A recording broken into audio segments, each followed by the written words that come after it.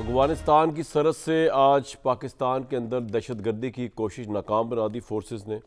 और एक इंतहाई मतलूब दहशतगर्द जो है जिसका नाम था खारजी अमजद उर्फ मज़ाहिम, इसको हलाक किया है। इसके अलावा ख्वारिज कमांडर नूर वली का इसको नायब तस्वर किया जाता था ये, और इसके अलावा 3 और दहशतगर्दों को हलाक किया गया है। उधर टर्की के अंदर टर्की की रिक्वेस्ट और कतर की रिक्वेस्ट के ऊपर पाकिस्तानी वफद जो एयरपोर्ट पे आ गया हुआ था वापस जाने के लिए पाकिस्तान, वो दोबारा उसने मुज़ाकरात शुरू कर दिए। जब मैं आपसे बात कर रहा हूँ तो इस वक्त टर्की के अंदर अफ़गानिस्तान की तालिबान रजीम और पाकिस्तान की वफद के मुज़ाकरात हो रहे हैं। तीसरी तरफ सोहेल अफरीदी साहब ने हर रोज़ एक ना एक कोई नया गुल खिलाया होता है, और आज भी उन्होंने एक बड़ी ही बॉम्ब ब्लास्टिक किस्म की स्पीच की है, जिससे हम अंदाज़ा लगाने की कोशिश कर रहे हैं कि जो फ्रंट लाइन स्टेट है टेररिज्म के ख़िलाफ़ केपी, बेसिकली अफ़गानिस्तान के मामले को लेकर, तालिबान के मामले को लेकर, महाजरीन के मामले को लेकर, टेररिज्म के मामले को लेकर, मिलिट्री ऑपरेशंस के मामले को लेकर, इन तमाम मामलात को लेकर कोलेटरल डैमेज के हवाले से उसकी राय जो है वो शायद पाकिस्तान की वफाक, पाकिस्तान की फोर्सेस की राय से इतनी मुख्तलिफ है कि यहाँ पे क्लैश लाइक सिचुएशन बनी हुई है। मैं आपको उसके लिए उनका आज का बयान सुनवा देता हूँ। उन्होंने क्या फरमाया। आज आर्मी चीफ भी गए थे पेशावर में, और वहाँ पे वो कबायली जो नुमाइंदगान हैं, अमायदीन, उनसे मिले, जरगा हुआ वहाँ पे, और कबायली अमायदीन ने पाकिस्तान के साथ, पाकिस्तान की फोर्सेस के साथ मुकम्मल अपने यकजहती का यकीन दिलाया। सोहेल अफरीदी साहब ने आज क्या फरमाया है, ज़रा पहले वो सुन लीजिए।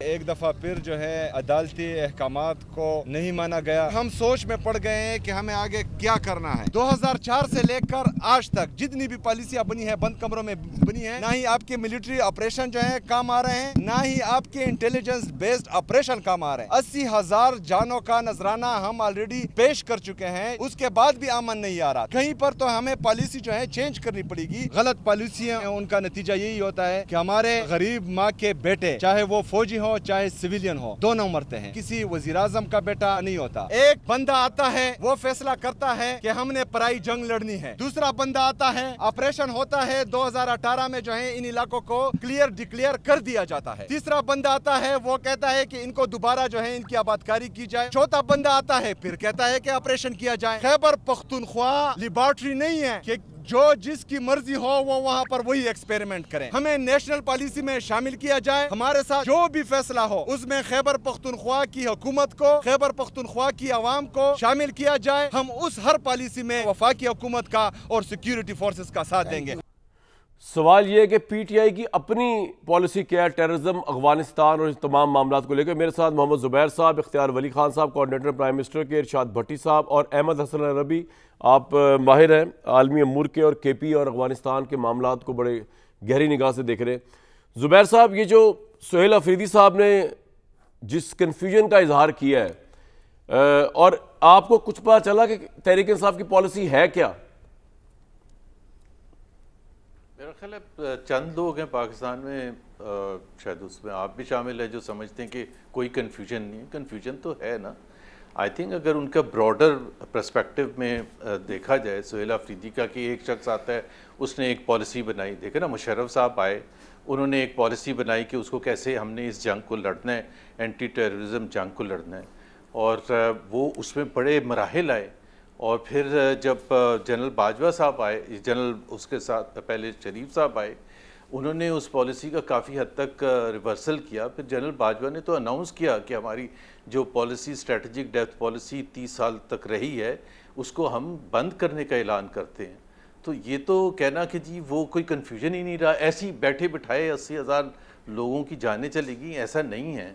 हमारे पॉलिसी फेलियर्स हैं इसमें। अगर हम अब भी अगर इस चीज़ से इनकार करेंगे कि पॉलिसी फेलियर्स नहीं है, तो ये तो बहुत ही ज़्यादा ज़्यादती होगी, पाकिस्तान के साथ ज़्यादती होगी। दूसरी बात ये है कि जब से ये एक पीटीआई की हुकूमत केपी में आई है, बिकॉज केपी डायरेक्टली अफेक्ट होता है। जब आप उस हवाले से देखते हैं कि केपी में जो लोग बसते हैं, ज़्यादातर वो पख्तून अवाम हैं, मुसलमान हैं, और जो अफ़गानिस्तान की साइड पर हैं वो भी पख्तून अवाम हैं और मुसलमान हैं, तो सेंसिटिविटी बढ़ जाती है।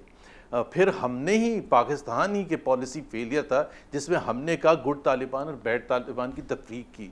अफगान तालिबान को हमने गुड तालिबान कहा और पाकिस्तान तालिबान को हमने बैड तालिबान कहा।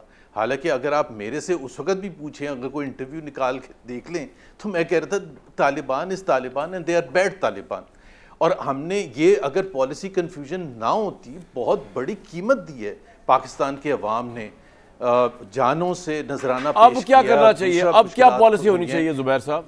नहीं, मैं इसलिए आपको बता रहा हूँ, देखे ना 2021 में आज के डिफेंस मिनिस्टर जो थे वो कैसे वेलकम कर रहे थे इसी तालिबान को जिसके खिलाफ उन्होंने, सर वो तो माजी हो गया ना, हम तो आज के हालात में अब जी रहे हैं। अब बताएं। नहीं, माजी नहीं, ऐसे नहीं होता कामरान, ऐसे नहीं होता। इसीलिए मैं कह रहा हूँ, बिल्कुल मैं ये नहीं कह रहा कि माजी में उन्होंने कर लिया तो अब पॉलिसी रिवर्सल नहीं होना चाहिए।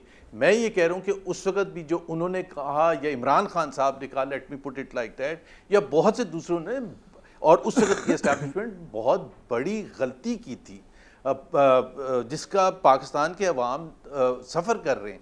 पॉइंट ये है कि अभी बिल्कुल डिबेट होनी चाहिए, खैबर पख्तूनख्वा के अवाम की बात, उनके जो नुमाइंदे हैं उनको शामिल करना चाहिए इस डिबेट में, चाहे वो आप इन कैमरा डिबेट करें, मैं ये नहीं कहता। और उसमें जब तक देखें आगे, आप उस वक्त ठीक चलेंगे जब आप पहले की गलतियों को एक्सेप्ट करेंगे। अगर आप इसको मानेंगे नहीं गलतियों को, तो फिर तो आगे आप कैसे चल सकेंगे? कभी भी नहीं चल सकेंगे। सो डिबेट होनी चाहिए और पार्लियामेंट में डिबेट होनी चाहिए। सिविलियन ओवर्स बाय पार्लियामेंट मुंतखब होती क्यों है?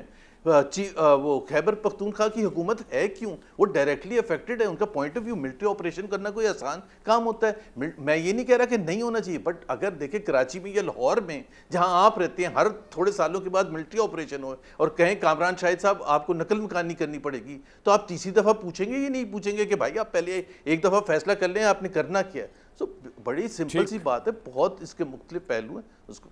बिल्कुल ठीक, ये आपने, आपका पॉइंट बिल्कुल आ गया। ये इख्तियार वली साहब, आप का प्रॉब्लम क्या है? आपकी हुकूमत का सुहेल अफरीदी के साथ एक अहम सूबा है, उसको ऑन बोर्ड लेना है। आप इमरान खान के चक्कर में जो है वो ना उसके सीएम को मान रहे हैं, ना वहाँ की गवर्नमेंट को मान रहे हैं, ना उनकी बताई हुई किसी सजेशन को मान रहे हैं, ना आप उनको ऑन बोर्ड कर रहे हैं। मतलब आप क्या चाहते हैं? What do you want? बिस्मिल्लाहिर्रहमानिर्रहीम। बहुत शुक्रिया आप कामरान शाहिद साहब। सर, हमारा प्रॉब्लम बड़ा आसान है और मैं ये बात पहले भी कर चुका हूँ कि सुहेल अफरीदी साहब जो हैं तो वो कहते हैं कि मेरा मसला इश्क इमरान है, और हम कहते हैं कि नहीं, हमारा मसला जो है वो इश्क पाकिस्तान है। और दूसरी बात मैं आपको ये बताऊं कि पॉलिसीज़ जो भी रही हैं मार्जी में, उसमें कुछ गलत थी, कुछ ठीक थी। सबको गलत भी नहीं कह सकते, सबको आप ठीक भी नहीं कह सकते। लेकिन इस वक्त हम ये देख रहे हैं कि पॉलिसी क्या है।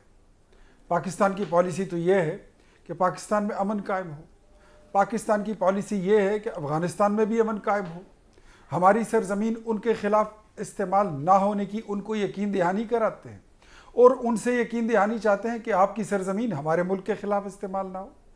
मुज़ाकरात की बात करते हैं सुहेल अफरीदी साहब या तहरीक इंसाफ, तो मुज़ाकरात कब नहीं हुए? कौन से दौर में मुज़ाकरात बंद हुए? मुज़ाकरात तो होते रहते हैं। दोहा मुआहदा आपके सामने पड़ा हुआ है, वो भी मुज़ाकरात थे।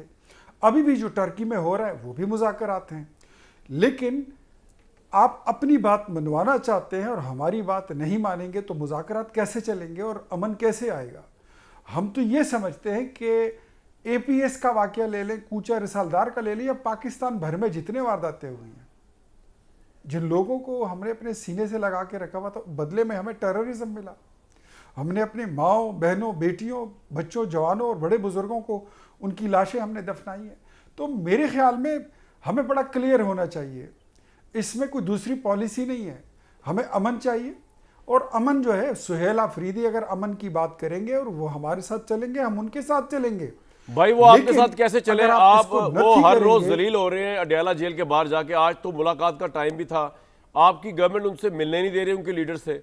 अब इसमें क्या कबाहत है मेरे भाई? इमरान खान जेल में, उसने क्या जेल में कर लेना अगर सोहेल यार मिलेगा? कामरान साहब, जनाब कामरान साहब देखिए, मैं आपको एक बात बताता हूँ, ये दोनों बड़ी अलग अलग चीज़ें हैं। एक तरफ बात होती है लोगों की जान और माल की, अमन की, दूसरी तरफ बात होती है सियासत की। और इमरान खान से मुलाकात उनकी अगर आज नहीं हुई है, मैं पर्सनली ज़ाती तौर पर इस मुलाकात का मैं कोई मुखालिफ नहीं हूँ, हो जानी चाहिए। आज नहीं तो कल हो जाएगी, परसों हो जाएगी, हफ्ते बाद हो जाएगी, वो हो ही जानी है। लेकिन क्या आप इसको नथी कर सकते हैं कि अमन की बात तब करूँगा जब आपको वज़ीर आज़म बुलाते हैं मीटिंग में जिसमें तमाम वज़राए आला आते हैं, उसमें बात होती है अमन की, आपके सूबे की, खैबर पख्तूनख्वा की, और आप कहते हैं कि मेरी मुलाकात मेरे लीडर से नहीं हुई है तो मैं नहीं आऊँगा। क्या ये कोई सेन स्टेटमेंट है? ये कोई मतलब कोई संजीदा स्टेटमेंट है? मेरे ख्याल में नहीं, बिल्कुल भी नहीं है। आपकी दो जिम्मेदारियां हैं, एक आपकी सियासी है, दूसरी जिम्मेदारी आपकी रियासती है। सियासत को और रियासत को ये आप थोड़ा सा अलग कर ले तो बेहतर होगा और चलना आपके लिए आपका पॉइंट आ गया। आप कहते हैं कि केपी हुकूमत जाए भाड़ में, सीएम केपी जाए टू हेल विद हिम, हम ना अपनी मर्जी करेंगे, हमें उनको ऑनबोर्ड करने की जरूरत नहीं है, ना हम उनका मैंडेट मानते हैं, ना उनको सीएम मानते हैं दिल से। ये मेरा पॉइंट बिल्कुल नहीं है भाई। जब आप उसको दहशतगर्द कह रहे हैं, अभी तो वो इंतखाब भी उसका नहीं हुआ, आपने प्रेस टॉक की, अता तारड़ साहब ने प्रेस टॉक की, आप क्लियरली उसको टेररिस्ट कह रहे हैं, तो आप उसको एक्सेप्ट करना नहीं चाहते। आपके एमा पर गवर्नर हलफ नहीं ले रहा उससे तो आपके एमा पर इलेक्शन कमीशन ने केपी के सारे बंदों को फैसला सुना के वो कर दिया कि चलो इधर नहीं तो उधर से। तो मेरे भाई पब्लिक तो देख रही है ना यार, केपी की पब्लिक तो देख रही है। हम मेरे भाई कामरान साहब सर, मैं खुद इनसे जिमनी इलेक्शन जीतकर असेंबली में गया था, मुझे एक बंदे बशर ने मुबारकबाद नहीं दी थी। तो आप बदला ले रहे हैं? एक बंदे ने, इवन अ सिंगल पर्सन नहीं, मैं वैसे आपको बता रहा हूं। और वो दिन देखिए और आज मुल्क का ये जो खुद को चीफ एग्जीक्यूटिव कहते हैं सूबे का, उसको पाकिस्तान का चीफ एग्जीक्यूटिव मुबारकबाद। सर पॉइंट आ गया आपका पॉइंट आ गया इख्तियार भाई, आपका पॉइंट आ गया। इस वक्त इख्तियार आपका चल रहा है और इस वक्त दवाई फिरी हुई है इधर से उधर तक सियासत में।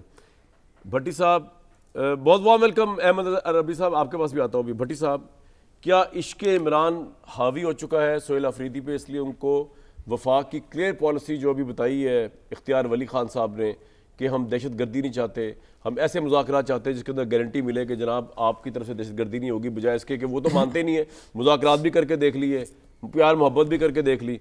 तो क्या सोहेल अफरीदी को नज़र नहीं आ रहा है सब कुछ कि पाकिस्तान जो है इस वक्त मुश्किल में है, कि इश्क इमरान उस पर इतना तारी हो चुका है कि इश्क पाकिस्तान की पॉलिसी सब भूल चुके हैं वो? पहली बात तो इख्तियार वली साहब आपको मुबारक हो, मैं भी नहीं दे पाया था उस वक्त मुझे भी नहीं पता था। मैं भी दे ही दूं मेरी तरफ तो से हमारे खिलाफ ना हो जाए इख्तियार वली साहब को मुबारकबाद। मेरी तरफ से पिछली मुबारकबाद कबूल करें। और जो भट्टी साहब की भी हमदर्दियां उन दिनों दूसरी साइड पर थी ना। तो इन दिनों आपको किस तरह लगता है कि आपकी तरफ हो गई? इन दिनों भी अल्लाह ना करे कभी मेरी आपकी तरफ हो, क्योंकि आप मैंने ये कब कहा है? मैंने कहा उस वक्त इनकी हमदर्दियां नहीं अब भी हैं भाई, मेरे जान ये वो कह रहे हूं कि अब भी वही पे है। नेशनल मीडिया है, इसमें कोई भाम नहीं होना चाहिए। आपकी तरफ तो मैं ना करे, अल्लाह ना करे कभी मैं आपकी तरफ मर के भी ना जाऊं, ना मर के भी ना जाऊं। मुबारकबाद वसूल करे जाती तौर पर, क्योंकि जाती तौर पर। और अगला जो जीतना है भट्टी साहब वो भी मुबारकबाद वसूल करें। अच्छा जीतेंगे, जो आगे जीतना है इन्होंने 2029 में भी जीतेंगे। 2029 में जीतना है। मुझे यकीन है कि एक दिन आप लौट कर आएंगे लौट कर आएंगे और फिर वो आप जिस दिन ये लौट कर आएंगे इंशाल्लाह उस दिन ये यहाँ मेरे पास नहीं होंगे, ये फिर पीटीवी न्यूज पे बैठा करेंगे। जी भट्टी साहब और पखैर राग लेके फिर इख्तियार वली साहब कहेंगे। ये हरजाई जो है ना कामरान शाहिद साहब जी, बस यही बात तो अच्छी मेरी हर जाई की, वो जहां भी गया लौटा। बड़ी मोहब्बत है आपसे भट्टी साहब। अब इस मोहब्बत को साइड पे रखें। इश्क इमरान वर्सेस इश्क केपी पाकिस्तान। तीन बातें डिफरेंट बात जी। पहली बात तो ये कि इश्क इमरान उसका जाती फेल है, वो उसको इश्क इमरान कहे, इश्क पीटीआई कहे, इश्क लीडर कहे, एक जो मिडिल क्लास आदमी है जिस पहली मरतबा एमपीए बना, जिसने स्टूडेंट लाइफ पाकिस्तान तहरीक इंसाफ में शामिल की, उसको अगर इमरान खान ने उठाकर खैबर पख्तूनख्वा का सीएम बना दिया। दूसरी तरफ से वो नहीं, जब बालिग मर्द शाही खानदानों से खत्म होते हैं तो फिर आगे जाते हैं वो। वाह, तो जब बालिग मर्द शाही खानदानों से खत्म होते हैं तो फिर वो तब आम लोग इन पार्टियों में जो कि नून लीग पीपल्स पार्टी आगे जाते हैं। मैं क्लियर कर दूं। जी बिल्कुल आप देख सकते हैं। दूसरी बात इश्क पाकिस्तान, मैं तो कभी किसी को नहीं कहूँगा कि कोई इश्क पाकिस्तान में है, उसको इश्क पाकिस्तान नहीं है। खैबर पख्तूनख्वा भी है तो पाकिस्तान है ना, पाकिस्तान। और लेकिन भट्टी साहब यहाँ कंफ्यूजन वफाकी हुकूमत को है डील करने में टेररिज्म या सुहेल अफरीदी को? नहीं, मैं अभी बताता हूँ ना। इश्क पाकिस्तान सारों को है, और ये जो बॉर्डर सरहदों पर किसने हिफाजत करनी है, इस मुल्क की पॉलिसी क्या होनी है, इस मुल्क में हमने दहशतगर्दी के खिलाफ ऑपरेशन में जाना है, ऑल आउट जाना है या मुज़ाकरात करने, ये वफाकी हुकूमत और रियासत का काम है। ठीक है इसमें। लेकिन भाईजान बात यह है कि अगर वो कहता है कि नेशनल पॉलिसी में मुझे शामिल कर लो तो क्या हर्ज है, अगर वो कहता है कि केपी हुकूमत और अवाम को शामिल कर लो तो क्या हर्ज है, कि क्या खैबर पख्तूनख्वा बड़ा मेजर स्टेक होल्डर नहीं है? कर लें। आप नेशनल एक्शन प्लान पे आप इकट्ठे बैठ गए थे, आप सानिया APS पे इकट्ठे बैठ गए थे, तो अब क्यों नहीं? ठीक है। दूसरी बात यह है कि आज उसने जो बात की वो पूरी आपने नहीं चलाई कि भाई मैं वजीर आला बना, सारी रुकावटें और साजिशें जो इख्तियार वली साहब ने बिछाए हुए थे कांटे, उन कांटों को अबूर करते हुए मैं अल्हम्दुलिल्लाह वजीर आला बना। यानी बिलावल भुट्टो को कहना पड़ा गवर्नर साहेब आप हल्फ ले जाए और फिर वो उधर से निकले। तो अगर अब मैं बन गया हूँ वजीर आला, तो मैंने पंजाब हुकूमत को खत लिखा, मैंने वफाकी हुकूमत को खत लिखा, मैंने शहबाज शरीफ से बात की, लीडर से मुलाकात करा भाई मुलाकात उसका आईनी, सियासी, इखलाकी, जमहूरी हक है, कोई फर्क नहीं पड़ता। सर मुलाकात के अच्छा पॉलिसी के अंदर कॉन्ट्रडिक्शन है, पॉलिसी चलेगी रियासत और हुकूमत की पॉलिसी के अंदर। तो अफरीदी साहब भी बोली जा रहे हैं। नहीं, अफरीदी साहब को पता है ना, वो तो छोड़े ना। अच्छा मैं तो सिर्फ इतना है कि उनको बुला लें यार। अच्छा फिर वो अदालत चला गया, अदालत ने हुक्म दिया कि मुलाकात करवाई जाए, फिर भी नहीं हुई। तो इस वजह से वो चौथी मर्तबा आया। यार आप मैसेज क्या कन्वे कर रहे हैं? खैबर क्यों नहीं मुलाकात करवा रही हुकूमत? चले पूरे मुझे तो आज तक कसम से नहीं पता चला क्या खौफ है हुकूमत को? क्या फर्क क्या पड़ना है, क्या फर्क पड़ना है? उसने अंदर क्या कर लेना मिल के, क्या हो जाना है? तो पहली बात तो ये है कि इश्क पाकिस्तान सबसे मुकद्दम है, इश्क नवाज शरीफ से, इश्क भुट्टो से, इश्क इमरान से। ये सारे इश्क तब हैं जब ऊपर छतरी इश्क पाकिस्तान की हो और रियासत और हुकूमत की पॉलिसी चलेगी इस मामले में, और लेकिन खैबर पख्तूनख्वा को शामिल करें। और दूसरी दो बातें मैंने ज़रूर करनी है कि दे दें एक अमन को और मौका, कोई हर्ज नहीं। जो अभी मुज़ाकरात तो लगता कामयाब नहीं, मैं आपको पहले दिन से कह रहा हूँ, नहीं दे दें अमन को एक और मौका। अभी जो कल 6 जवान कैप्टन मियाँ वाली के कैप्टन डॉक्टर नुमान सलीम समेत 6 शहीद हुए हैं, उनको हम कहेंगे कि हम एहसान फरामोशों को एक और मौका दे रहे हैं, कोई बात नहीं, दे दें। लेकिन मुझे कुछ सवाल हैं, क्या खारजी दहशतगर्द चुपचाप बैठ जाएंगे? अगर अमन को मौका मिल आज हुआ है दहशतगर्दी का, अगर अमन को मौका मिल गया, अगर मुज़ाकरात कामयाब हो गए, अगर तहरीरी जमानत मिल गई, तो फिर भी क्या खारजी और दहशतगर्द चुपचाप बैठ जाएंगे? क्या तालिबान हुकूमत उन्हें रोक पाएगी? क्या भारत सब्र शुक्र करके एक तरफ बैठ जाएगा? क्या अफगान सरजमीन पाकिस्तान के खिलाफ इस्तेमाल होना बंद हो जाएगी? नहीं। भारतीय पैसा साजिशें हैं, काबल की हमसे नफरतें, अमरीकी असलह से लेस दहशतगर्द हैं, 2650 किलोमीटर की सरहद है, 27,000 दहशतगर्द हर तंजीम के वहाँ मौजूद है। ये अमन का खेल नहीं चलेगा, लेकिन दे लें, आखिर आपको ताकत अमन की ज़मानत है, ताकत की तरफ जाना पड़ेगा, आखिरी दहशतगर्द तक, आखिरी दहशतगर्द ठिकाने तक। अहमद साहब क्या एक्सपेक्ट करें? ये जो अब रिसेंट टॉक हो रही है, जो ख़त्म हो चुकी थी फिर दोबारा शुरू हुई है, और तालिबान जो है वो क्या एक्नॉलेज करने को तैयार नहीं कि टेररिस्ट उनके पास मौजूद हैं, या उनकी मजबूरी है कि वो बहुत ओवर कमिटेड है उन तालिबान ग्रुप्स के साथ और इंडिया के साथ? आपका क्या अंदर की आपका क्या एनालिसिस है इनके बारे में? देखिए, बहुत शुक्रिया कामरान भाई। इससे पहले मैं ये आपके सवाल का जवाब दूं, मैं एक थोड़ी सी मिसकंसेप्शन हमारे यहाँ है। ये जो टर्म हम अक्सर यूज करते हैं गुड तालिबान और बैड तालिबान, और हम कहते हैं कि पाकिस्तान की पॉलिसी थी गुड तालिबान बैड तालिबान की, ये टर्म 2006 से 2008 के दरमियान में पहली दफा वेस्टर्न डिस्कोर्स में यूज हुई थी, और इसको ओरिजिनेट किया था रिचर्ड हॉलब्रोक और माइक मुलर ने। और उन्होंने उस वक्त, क्योंकि अमेरिकन ये कहते थे कि आप जो हैं, आप उन जो तालिबान हैं आप उनसे लड़ रहे हैं जो आपके पाकिस्तान के ऊपर हमला कर रहे हैं और पाकिस्तान के इंटरेस्ट पे हमला कर रहे हैं, आप उसको छोड़कर उन फैक्शंस के खिलाफ भी लड़ें जो अमेरिकन इंटरेस्ट को टारगेट कर रही हैं। तो पाकिस्तान की क्लियर पॉलिसी उस वक्त ये थी कि हम जो हमारे इंटरेस्ट को जो टारगेट कर रहे हैं, हम आज भी हमारी पॉलिसी वही है कि जब आप पाकिस्तान पे हमला करेंगे तो हम आपको जवाब देंगे, अगर आप पाकिस्तान को कुछ नहीं कहेंगे हमारी किसी के साथ कोई प्रॉब्लम नहीं है। सो ये जो good Taliban bad Taliban term थी, ये नियो कंजर्वेटिव्स इस्तेमाल करते थे पाकिस्तान को टारगेट करने के लिए कि आप डू मोर करें हमारे लिए। सो ये पाकिस्तानियों ने टर्म नहीं दी, नंबर 1। ठीक। नंबर 2, जो आपका क्वेश्चन है कि जो अब टॉक्स हो रहे हैं इस्तांबुल के अंदर, वो आई थिंक जो तालिबान, जो अफगान तालिबान है, ये जो रजीम इस वक्त काबुल पे मुसल्लत है, इसके मल्टीपल चीजें, इंटरनेशनल लॉ में दो चीजें होती हैं कि जिसमें आप रिस्पॉन्सिबल ठहरा सकते हैं किसी रजीम को दहशतगर्दी के लिए। उसके दो आर्टिकल 51 के बाद जो राइट ऑफ सेल्फ डिटर्मिनेशन है, उसके बाद एक डॉक्ट्रिन होता है जिसे अनएबल और अनविलिंग कहते हैं। एक होता है कि वो करना नहीं चाहते, दूसरा उनमें कैपेसिटी भी नहीं है। दोनों सूरतों में जो अफगान रजीम है इस वक्त वो रिस्पॉन्सिबल है उस दहशतगर्दी की जो पाकिस्तान में हो रहा है। और पाकिस्तान इस मामले में बिल्कुल क्लियर है कि हम जब तक आखिरी दहशतगर्दी, लेकिन वो मानने को तैयार क्यों नहीं हो रहे इतनी टॉक्स के बावजूद भी, और फिर टॉक्स क्यों हो रही हैं जब वो मान ही नहीं रहे? देखें, पाकिस्तान का जो स्टैंस है वो क्लियर, हमारी जो नेशनल पॉलिसी है वो ये है कि हम पहला जो अटैक है वो करेंगे नहीं और दूसरा करने का मौका नहीं देंगे, इंडिया को लेकर भी। और जब कन्वेंशनल वॉर्स की बात आती है तो अफगानिस्तान को लेकर भी हमारी ये पॉलिसी है। पाकिस्तान का जो स्टैंस है वो ये है कि अमन से मामला ठीक हल की तरफ आ जाए डायलॉग से। लेकिन अफगान तालिबान की जो कमिटमेंट है दिल्ली के साथ, वो इनको ये जो ताल्लुकात पाकिस्तान से ठीक नहीं करने देगी। आपने देखा दोहा अग्रीमेंट और जो इस्तांबुल, दोहा टॉक्स और इस्तांबुल टॉक्स के दरमियान में जब ये टॉक्स होने वाली थी तो किस तरह से इंडिया अपनी फौजें पाकिस्तान के बॉर्डर के ऊपर ले आया। और जब ये टॉक्स शुरू होने वाले थे उससे एक दिन पहले इंडिया ने एम्बेसी से रिलेटेड बहुत इंपॉर्टेंट जो अफगानिस्तान के अंदर जो इंडियन एम्बेसी, उससे रिलेटेड बहुत इंपॉर्टेंट डेवलपमेंट्स हुई हैं कि वो एम्बेसी का वहां पे कयाम करेंगे। सो उनकी जो कमिटमेंट है इंडिया को लेके वो उनको फोर्स कर रही है कि वो पाकिस्तान के साथ किसी किस्म के मुज़ाकरात ना करें। मुज़ाकरात से हम क्या हासिल कर रहे हैं? हम टाइम वेस्ट कर रहे हैं अपना। देखिए, बहुत सारी अफगान तालिबान, अगर यहाँ पे आपने देखा जब पिछले जो टॉक्स हमारी डिस्कशंस जो इनके साथ हुई हैं इस्तांबुल के अंदर, तो उसमें होता यही है कि यहाँ से कोई बात सुनते हैं, आधे पौने घंटे के बाद बाहर जाके फोन कॉल्स करना शुरू हो जाते हैं। अब वो काबुल करते हैं, कंदहार करते हैं या दिल्ली करते हैं, ये तो वही जानते हैं। लेकिन वो जो टीम वहां पे गई हुई है उसके पास इख्तियार भी नहीं। तो अहमद साहब, मैक्सिमम अगर ये कामयाब हो जाए टॉक, आप कह रहे हैं एक तरफ आप कह रहे हैं जी तालिबान का जो अफगान रजीम है वो इंडिया से इतना कमिटेड है या टेररिस्ट ग्रुप के हाथों इतना वो टूल बना हुआ है, तो फिर तो हम सोच ही नहीं सकते कि ये कामयाब हो सकते हैं। हम क्या सोच रहे हैं, क्या कामयाबी होगी हमारी इन तमाम हालात में? ओवरनाइट तो वो क्या कमिटमेंट से विड्रॉ कर जाएंगे इंडिया की, या वैसे ही साइन कर देंगे और प्रैक्टिकली वो उस पर अमल नहीं करेंगे?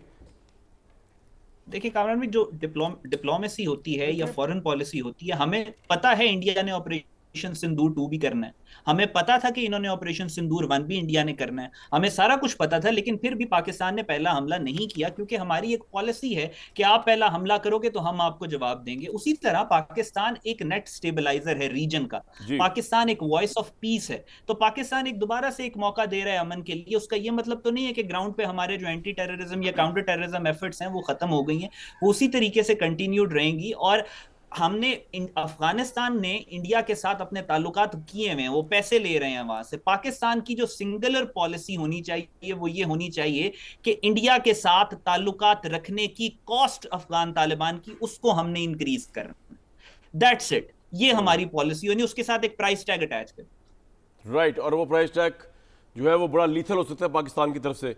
मैं भी केबी के हालात का भी आपका अपना ओपिनियन ले जाऊँ, लेकिन जुबैर साहब अभी इन्होंने, आप सुन रहे थे अहमद हसन साहब को, उन्होंने गुड और बैड तालिबान को तो बड़ा क्लियरली बता दिया कि जनाब आज भी हमारे लिए वो बैड तालिबान है जो पाकिस्तान पर अटैक करता है और जो हम पे अटैक नहीं करता वो नहीं। दूसरा, मुझे इस सवाल का भी जवाब दे दीजिएगा कि देखें इख्तियार वली साहब ने वफाकी हुकूमत की क्लियर कट पॉलिसी बताई है कि जनाब हमारी पॉलिसी जिसमें कोई कन्फ्यूजन नहीं है वो यही है कि मासूम जानों को बचाना, टेररिज्म की हौसला शिकनी करना। उसके अंदर क्या प्रॉब्लम है इमरान खान की पार्टी को ऑन बोर्ड हो जाए? देखिए ना, अभी आपके मेहमान जो अहमद साहब हैं उन्होंने जो बात की उसी में तजाद है। उन्होंने कहा जो तालिबान है, Afghan Taliban, they are committed to India's interest. आज से 4 साल पहले हम अशरफ गनी को इसलिए हटाना चाहते थे और हटाया हमने कि they were committed to the Indian interest. और हमने कहा तालिबान जो है, अफगान तालिबान, उस वक्त भी पाकिस्तान तालिबान एग्जिस्ट करते थे, लेकिन हमने डिफ्रेंसिएशन किया। हम उस वक्त भी ये कह रहे थे कि ये जो पाकिस्तान तालिबान है, हमने उनको कब गुड तालिबान कहा? ये तो चले इस्तिलाह, मैंने तो ये बहस ही नहीं की कि किसने क्या कहा था। बट हम 2021 में जब अफगान तालिबान को हमने हेल्प की टू टेक ओवर अफगानिस्तान, तो हम उनको क्या कह रहे थे कि they are good people, they are very good people, they are our friends. ये इंडिया के अगेंस्ट है, ये इंडिया के इंटरेस्ट के अगेंस्ट है। और हमने सब ने मिल के तालियाँ बजाई थी और शुक्राने के नफल पड़े थे जब अशरफ गनी की हुकूमत का तख्ता हुआ था। और हमने क्लेम किया था, पाकिस्तान ने क्लेम किया था, पाकिस्तान की हुकूमत, पाकिस्तान की एस्टैब्लिशमेंट ने क्लेम किया था कि हमने अफगान तालिबान को कब्जा करने में हमारी मदद शामिल है, बल्कि हमारी ही वजह से है।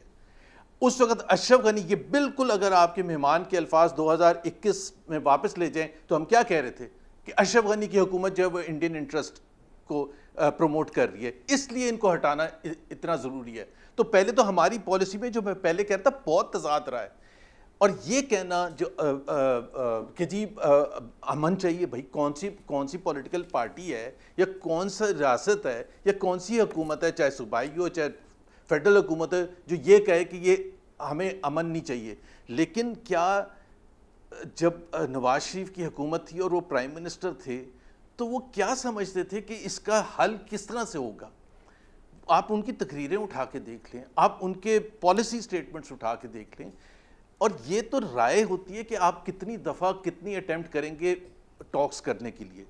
मैं तो पहले भी नवाज शरीफ साहब का हल क्या था? एपीएस के बाद तो उन्होंने ऑपरेशन की इजाजत दी थी सर, वो उससे पहले टॉक होती थी। देखें, जब हम ये कह के देखें ना, हम जब देखें, मैं आपको बता देता हूँ तजाद क्या था। अफगान तालिबान, हमारा कंसर्न ये होता था, सॉरी अमेरिकन का कंसर्न ये होता था 2004, 5, 6, 10, 12 में कि जी पाकिस्तान की हुकूमत जो है वो तालिबान को, अफगान तालिबान जो वो कहते थे यहाँ आपने उनको सेफ हेवन्स दिए हुए और वो बॉर्डर पर आप उनको रोकते नहीं है, वो बॉर्डर क्रॉस करके जाके मारते। Exactly the same concern that Pakistan is now expressing. और पाकिस्तान क्या कहता था with all the military might कि हमारे कंट्रोल में ये नहीं है और आप अपनी पॉलिसीज को ठीक करें। सो इसका हल इतना आसान नहीं है जिस तरह से बता दिया जाता है। अब मुझे नहीं पता, मुझे तो ये समझना है हुकूमत पाकिस्तान से, और वो डिबेट से पता चलेगा कि भाई व्हाट हैपेंड बिटवीन 2021 एंड 2025 कि 2021 में उनको हमने ला के बिठाया और उनकी तरफ से हमले ज्यादा होने। आपने ये एक इंपॉर्टेंट पॉइंट उठा दिया है, इसका जवाब मैं जरूर लेना चाहूंगा। आपने ये पॉइंट उठाया कि जिस तरह अमेरिका के सामने पाकिस्तान उस वक्त ये आर्गूमेंट दिया करता था कि जनाब जो तालिबान आपकी अमेरिकन गवर्नमेंट अफगानिस्तान के अंदर पे अटैक कर रहे हैं उसका वो हमारे कंट्रोल में नहीं है। यही आर्गुमेंट अफगानिस्तान इस वक्त दे रहा है कि जो तालिबान आप पे अटैक कर रहे हैं वो हमारे कंट्रोल में नहीं है। ये बड़ा एक इंटरेस्टिंग आपने एक पॉइंट निकाला है। मैं चाहूंगा कि इसको ब्रेक के फौरन बाद हमारे तीनों पैनलिस्ट। अच्छा कामरान, मैं सिर्फ बता दूं कि हमने एग्रीमेंट्स किए थे उस सिलसिले में, क्योंकि अमेरिका ने ये कहा था कि अगर आप कंट्रोल नहीं करेंगे तो हम नहीं। आपने एक इंपॉर्टेंट पॉइंट उठाया और मैं चाहूंगा कि प्रोग्राम में आज ये इस मसले का हल निकले। ये तो आपने अफगानिस्तान का पॉइंट ऑफ व्यू बताया कि वो ये कह रहे हैं जो हम कहा करते थे। बड़ा इंपॉर्टेंट पॉइंट है जिस पे जरूर रिस्पॉन्ड वफाकी हुकूमत की तरफ से वली साहब भी करेंगे, भट्टी साहब भी करेंगे अपने तई, और अहमद हसन साहब भी करेंगे। ये टॉक कहाँ तक जाएंगी और अगर ये टेररिज्म जिस तरह आज हो रहा है ये बढ़ता गया तो फिर पाकिस्तान अफगानिस्तान तो खुली जंग के इस पर ही बात करेंगे जी, और इंडिया उसमें क्या कर सकता है। एक ब्रेक के बाद बड़ा है पॉइंट उठाया जी जुबैर साहब ने। वो कह रहे हैं कि आज अफगान तालिबान जो मुज़ाकरात कर रहे हैं पाकिस्तानी गवर्नमेंट के साथ, उनका वही आर्गूमेंट है पाकिस्तान के साथ जो आर्गूमेंट बेसिकली पाकिस्तान अमेरिका को दिया करता था जब अमेरिका का रजीम कायम था अफगानिस्तान के अंदर। अमेरिका की पपेट गवर्नमेंट वहाँ कायम थी और वहाँ पे जब हमले करते थे तालिबान तो पाकिस्तान कहता जनाब हमारे कंट्रोल में तो नहीं, अमेरिका के पूछने पे। भट्टी साहब, फिर इख्तियार वली साहब और फिर वो आ गए। भट्टी साहब क्विकली आप बताएं पहले रिस्पॉन्स। जुबैर साहब भाई हैं, बहुत प्यारे हैं, माज़रत के साथ। यानी मैं उन सारे अपने जो बड़े हैं हमारे जो सोचने वाले हैं उनसे हैरान होता हूँ कि हम पाकिस्तान को कर्ज करने के लिए या पाकिस्तान की पॉलिसियों को कर्ज करने के लिए या किसी एक को कर्ज करने के लिए हम पूरे मुल्क का मुकदमा हरवा देते हैं कि हम ये समझ रहे थे। ओ भाई खुदा के लिए, वक्त जब बदलता है चीज़ें बदल जाती हैं। आज जो अमेरिका की नज़र में दहशतगर्द हैं जुबैर साहब, कल अमेरिका की नज़र में ये मुजाहिद थे, फ्रीडम फाइटर थे। कल ट्रंप साहब हमें धोखाबाज कह रहे थे, चीटर कह रहे थे और कह रहे थे हमारे 32 अरब डॉलर खा गया पाकिस्तान। आज ट्रंप साहब कह रहे हैं कि ये पाकिस्तान वाले अजीम कौम है और लीडरशिप भी अजीम है। कल मुल्ला उमर कह रहे थे कि पाकिस्तान पर हमला अफगानिस्तान पर हमला है। आज मुल्ला उमर की बाकियात हमसे हालत जंग में है। पॉलिसियों में तजाद रहा है, लेकिन क्या हम उधर ही लेटे रहें और क्या उधर ही खड़े रहें? हमने क्या बुरा किया है? इनके साथ सबसे ज़्यादा बुरा किया था अमेरिका ने, ये उससे हाथ मिला चुके हैं। अल-अदीद एयरबेस से इनके तैयारे उड़कर इन पर हमलावर होते थे, ये दोहा से हाथ मिला चुके हैं। तुर्किया नेटो का था और वो नेटो इधर हमलावर होता था, ये उनसे हाथ मिला चुके हैं। भारत शमाली इत्तेहाद का सपोर्टर था और ये उनसे हाथ मिला चुके हैं, वहाँ पहुँच चुके हैं। बाकी सारों से ये हाथ मिला चुके हैं। हमारा क्या कसूर है? कल और आज में बड़ा फ़र्क है।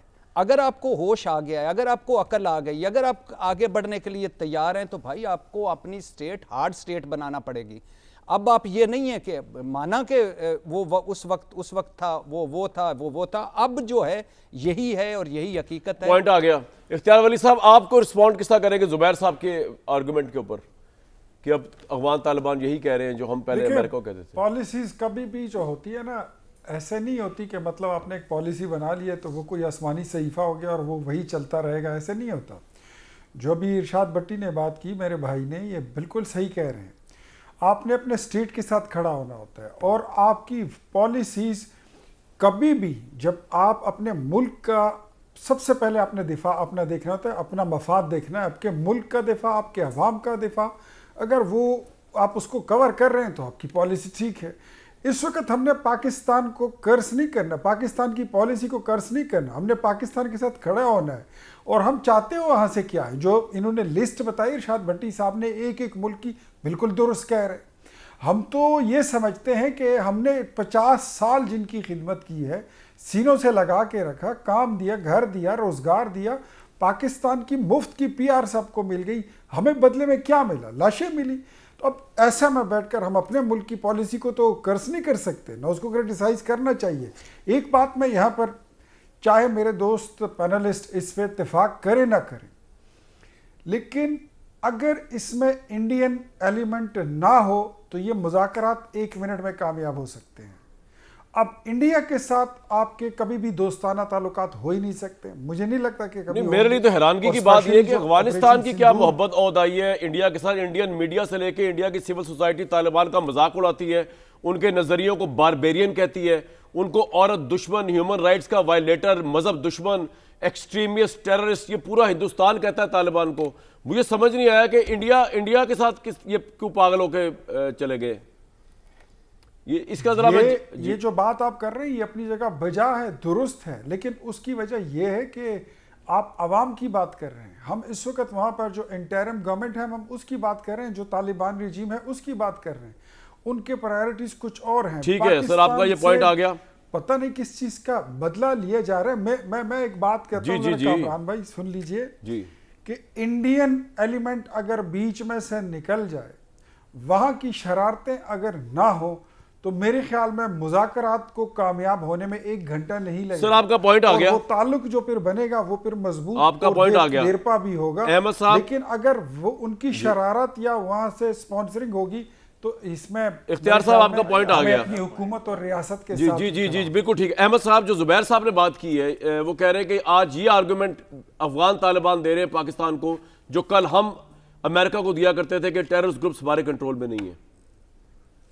अच्छा देखिए अमरान भाई, इसमें एक बहुत इंपॉर्टेंट चीज होती है, हमें we should be very sensitive कि फॉरेन पॉलिसी डोमेन में क्या चीजें चल रही हैं। इसका मैंने अभी जिक्र किया, अनविलिंग और अनेबल।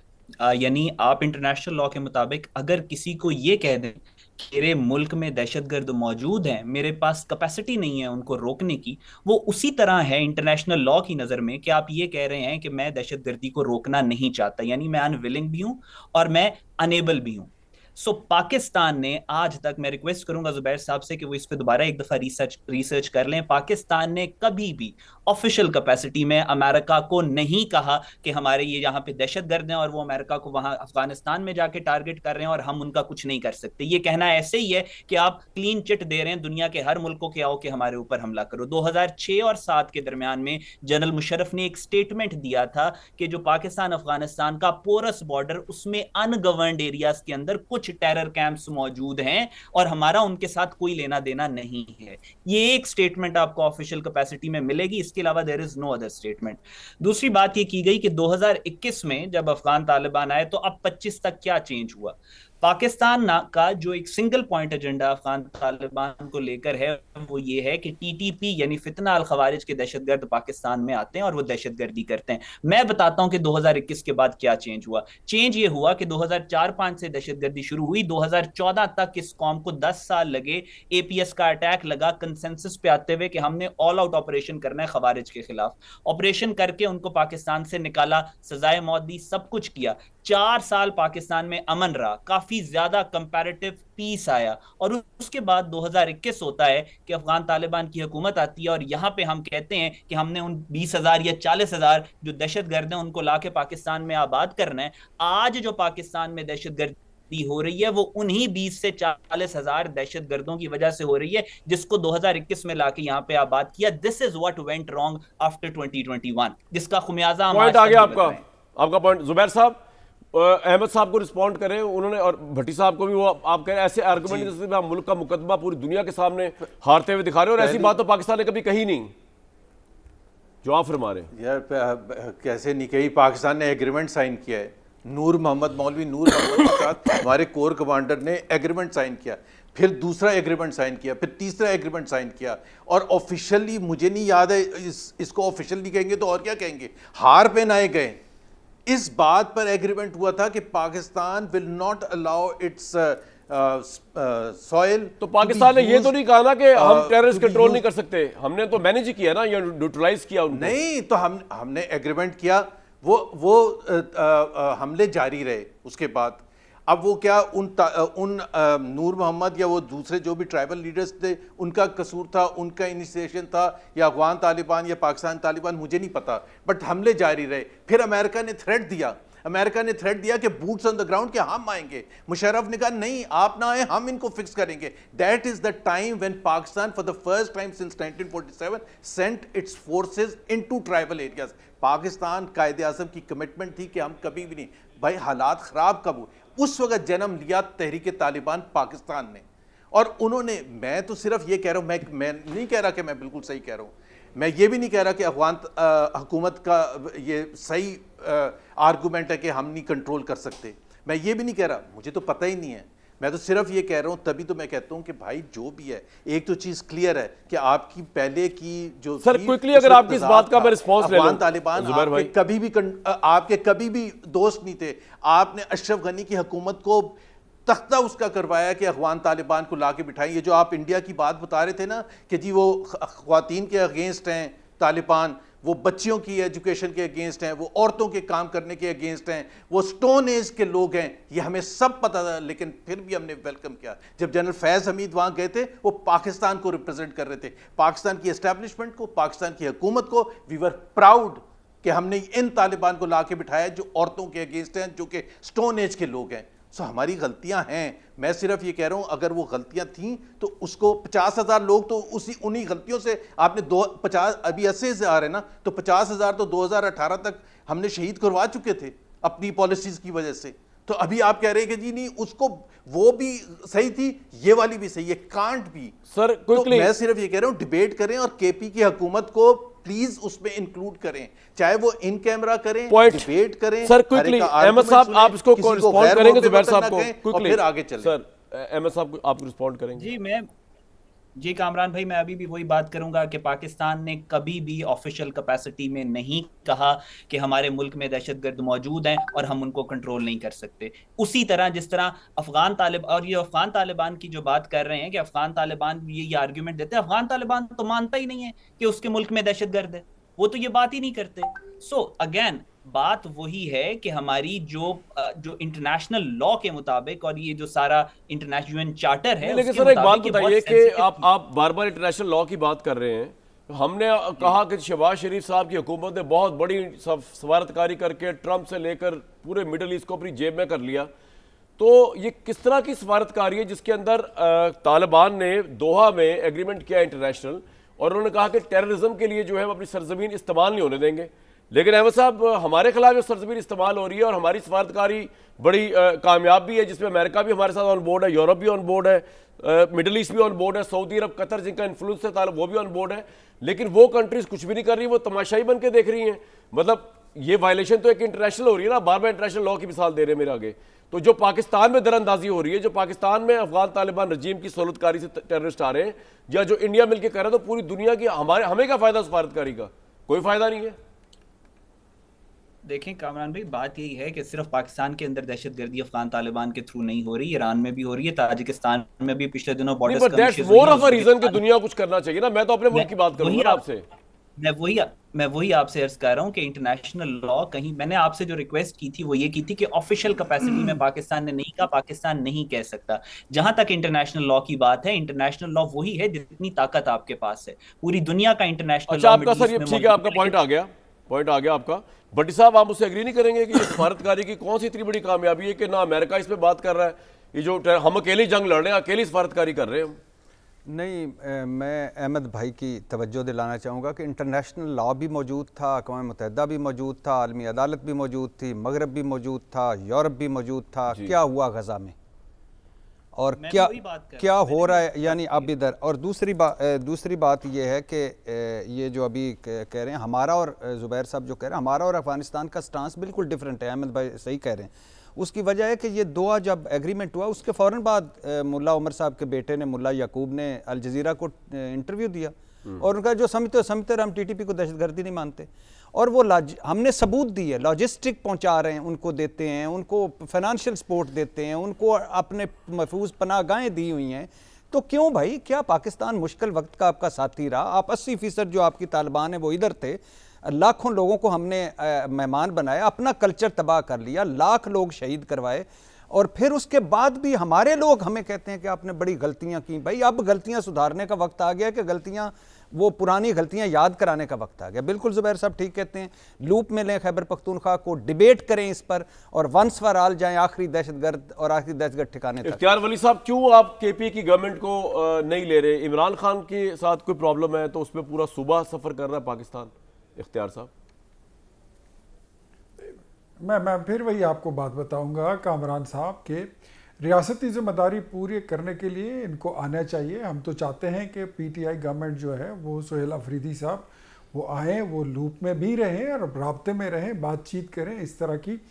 देखिए, खैबर पख्तूनख्वा के मुतल्लिक जो भी फैसले होते हैं उनको बाकायदा उसकी इन्विटेशन जाती है, हम उनको, मैं ये आज आपके शो में मैं इसके तवस्सुत से on behalf of my prime minister मैं ये अनाउंस करता हूँ कि मैं वफाकी हुकूमत और सूबाई हुकूमत के बीच में ब्रिज बनाने के लिए तैयार हूँ, पाकिस्तान के लिए, खैबर पख्तूनख्वा वो बातें किया करें जो इख्तियार में हो के लिए, और यकसा। हमारे तो प्राइम मिनिस्टर जेल में मुलाकात नहीं करवा सके वजीर आला की, कहते हैं मैं पूछ के बताता हूँ जेलर से।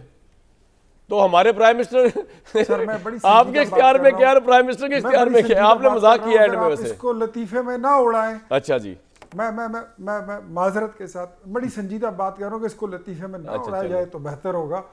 मैं ये किरदार अदा करने के लिए तैयार हूँ। सुहेल अफरीदी साहब देख लें, मशवरा कर लें।